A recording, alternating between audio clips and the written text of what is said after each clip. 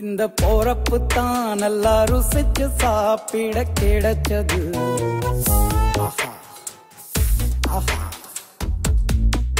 அத நினைச்சுத்தான் மனோ உலகம் முழுவதும் பருக்குது.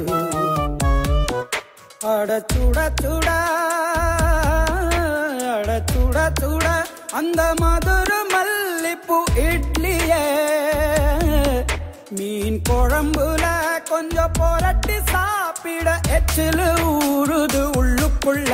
இந்த போறப்பு தான் இந்த போறப்பு தான் நல்லா ருசிச்சு சாப்பிட கிடைச்சது. இந்த போறப்பு தான் நல்லா ருசிச்சு சாப்பிட கிடைச்சது. அத நினைச்சுத்தான் மனோ உலகம் முழுவதும் பருக்குது.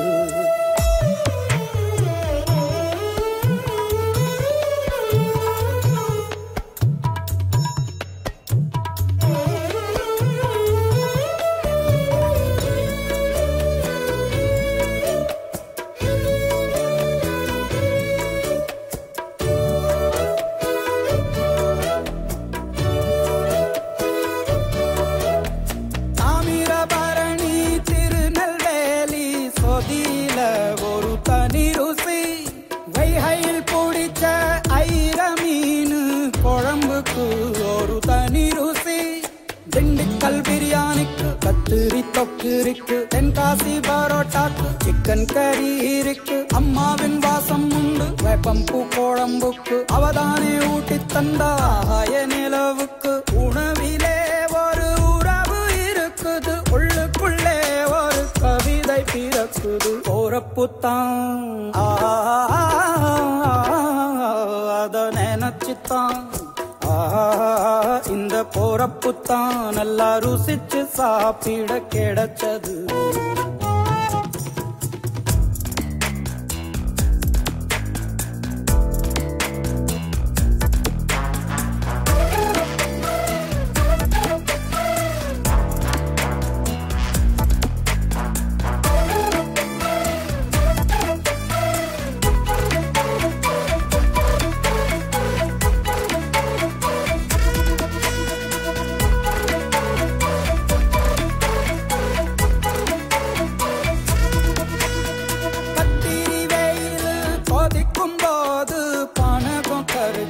குடிக்கணும் கொட்டுற மழையில் குளிரும் போது காரச்சேவு கொஞ்சம் கோரிக்கணும்.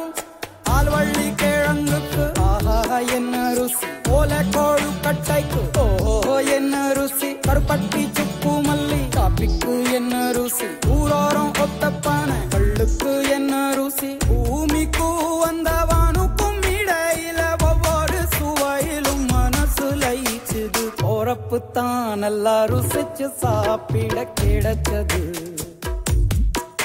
அட சுட சுட அட சுட சுட அந்த மதுர மல்லிப்பூ இட்லியே மீன் குழம்புல கொஞ்சம் புரட்டி சாப்பிட எச்சில் ஊறுது உள்ளுக்குள்ள.